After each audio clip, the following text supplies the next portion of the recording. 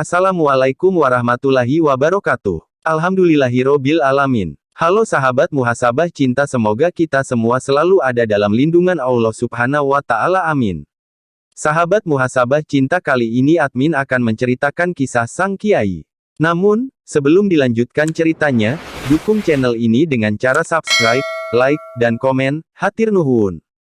Malam itu Nyai Bundo disuruh mandi oleh kiai. Setelah diberi petunjuk-petunjuk, setelah mandi Nyai Bundo dituntun membaca 2 kalimat syahadah, dan Nyai Bundo pun telah menjadi seorang muslimah. Terlihat wajahnya memancarkan kebahagiaan, dan matanya berkaca-kaca karena bahagia.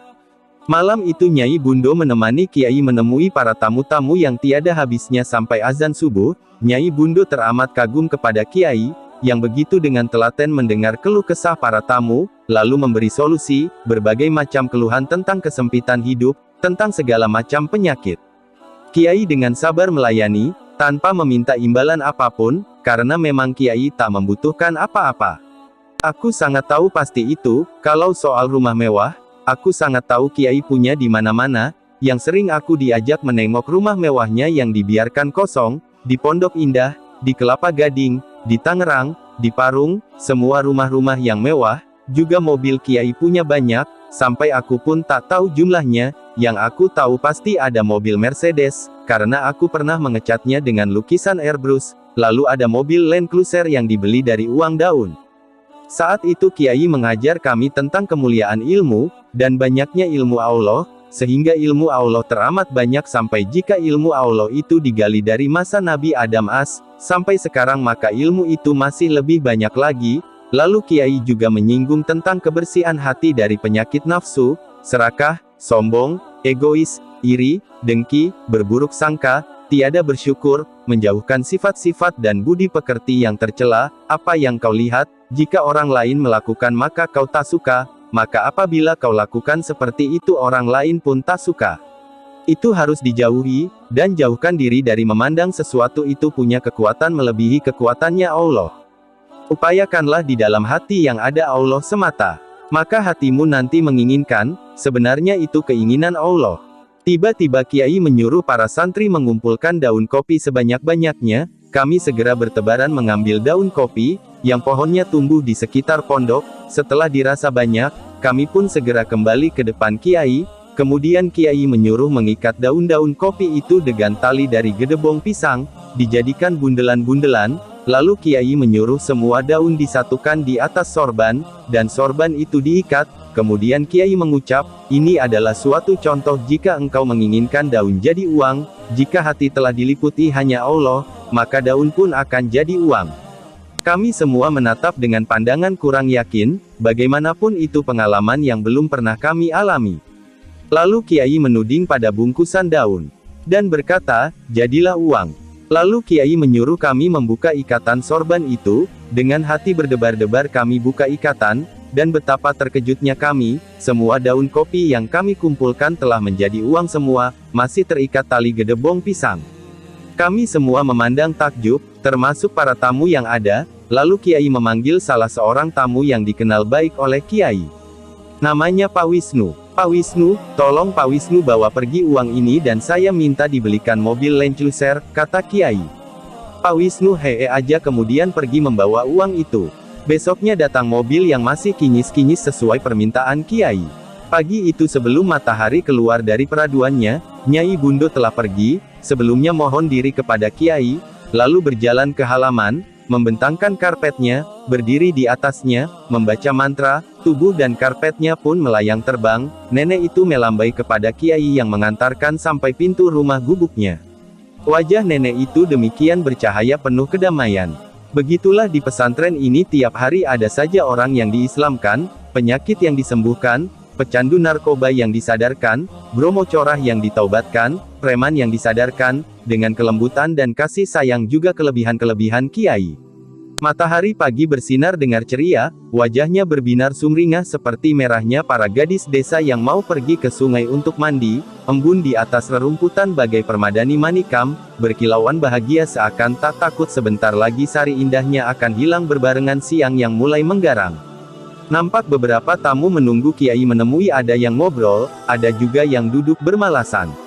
Nampak sebuah sedan BMW hitam dop berhenti di tempat parkir, lalu menempatkan ke parkir jauh dari pohon kelapa yang memang mendomisili tumbuhan di sekitar pesantren.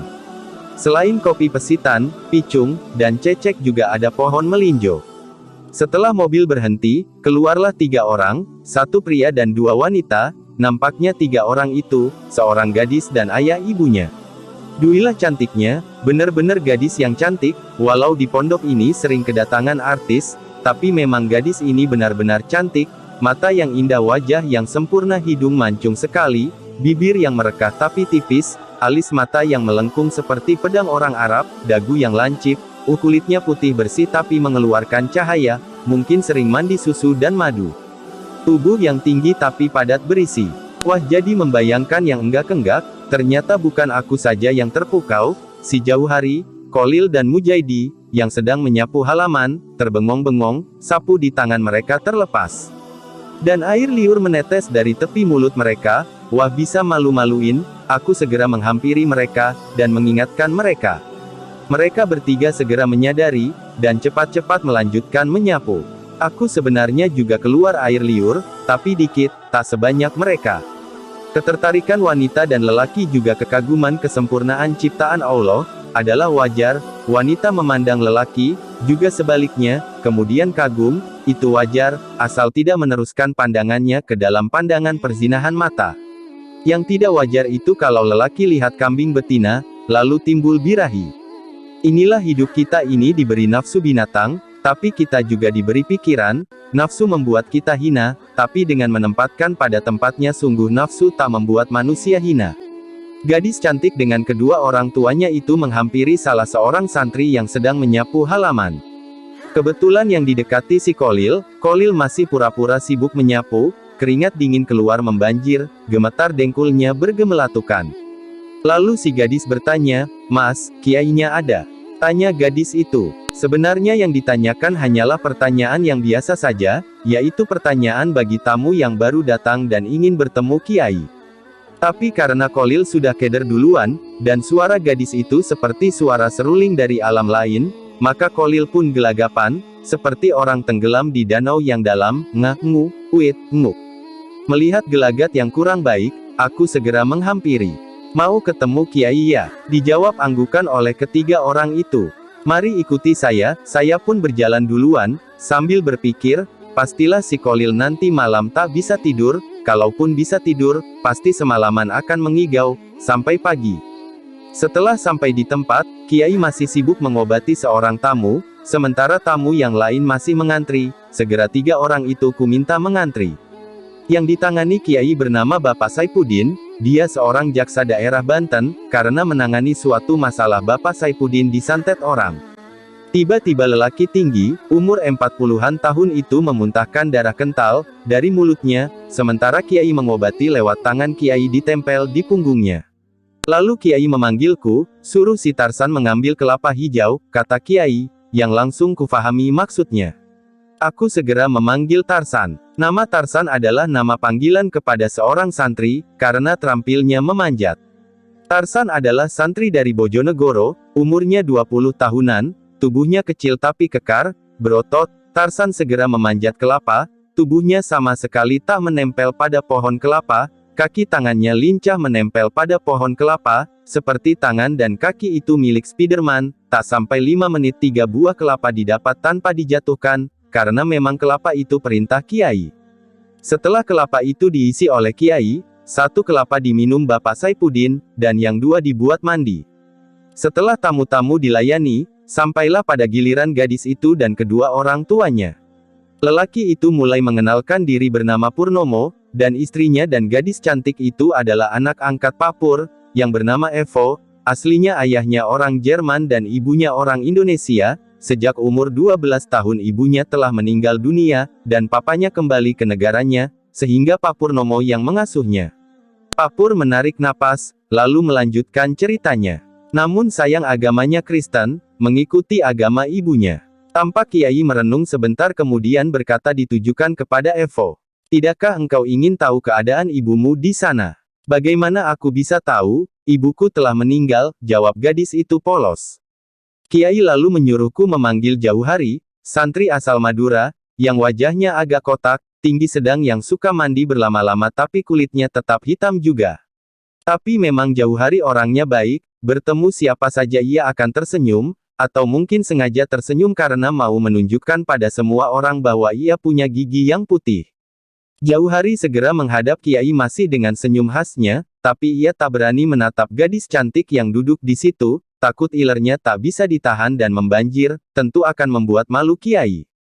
"Ada apa Kiai?" katanya, masih tersenyum. "Hur, sini duduk menghadap ke sana," kata Kiai, menyuruh Jauhari duduk membelakangi Kiai, yang segera dilakukan Kiai. Perlahan tangan kanan Kiai terangkat tinggi-tinggi, telapaknya terbuka, kemudian telapak itu tergenggam.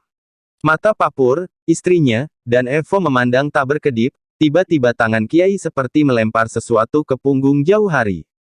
Tiba-tiba secara mengejutkan tubuh Jauhari bergulingan di galar bambu, suaranya mengadu-adu, tapi bukan suara Jauhari yang terdengar melainkan suara wanita. "Aduh, tolong, ampun, sakit, jangan pukul lagi, ampun, suara Jauhari yang menjadi suara perempuan itu merintih-rintih kadang merangkak, tapi seperti ada yang memukulnya dari belakang, punggungnya sampai meliuk, lalu bergulingan, seperti tak kuat menahan derita sakit yang tiada taraf. Pak Purnomo dan istrinya terkejut, heran, dan berbagai pertanyaan kumpul jadi satu. Tapi yang lebih terkejut lagi adalah Evo, wajah gadis cantik itu, putih pucat seperti kapas, tanpa sadar ia menjerit, "Mama!" Mendengar suara Evo, Jauhari yang masih bergulingan itu bangkit lalu merangkak mendekati Evo, masih mengaduh dan menangis. "Kaukah itu Evo?" Suara perempuan yang ada di tubuh Jauhari bertanya, "Evo Yulianti Dousan." Evo beringsut mundur, wajah Jauhari yang hitam makin jelek saja, mungkin itu yang membuat Evo mundur, "Aku jadi berpikir kenapa tadi yang jadi medium bukan aku saja, setidaknya lebih cakep daripada Jauhari. Tak mungkin, Mama sudah meninggal, tak mungkin." Evo beringsut mundur. "Anak durhaka, setelah ibumu meninggal, kau tidak mengakui ibumu?" Aduh, tubuh Jauhari terjengkang lagi, seperti ada yang menyambuk punggungnya. Kiai terlihat mengangkat tangan seperti menahan seseorang yang tak terlihat supaya tidak memukul lagi, dan Jauhari pun tak mengaduh lagi. "Apa buktinya kau mamaku?" tanya Evo masih ragu. Lalu suara perempuan itu nerocos menceritakan Evo dari kecil sampai saat mamanya meninggal, tentang Evo yang suka bubur kacang hijau, tak pernah mau minum susu, sejak kecil rambutnya suka dikepang. Belum sampai ceritanya habis, Evo menjerit mau menubruk Jauhari tapi segera ditahan oleh ibu angkatnya. "Oh Mama," tangis Evo menyayat, "bagaimana keadaan Mama di sana?" Oh aku disiksa terus, dicambuk terus, menyesal pun percuma, kenapa kau tak pernah mendoakan ibumu ini?"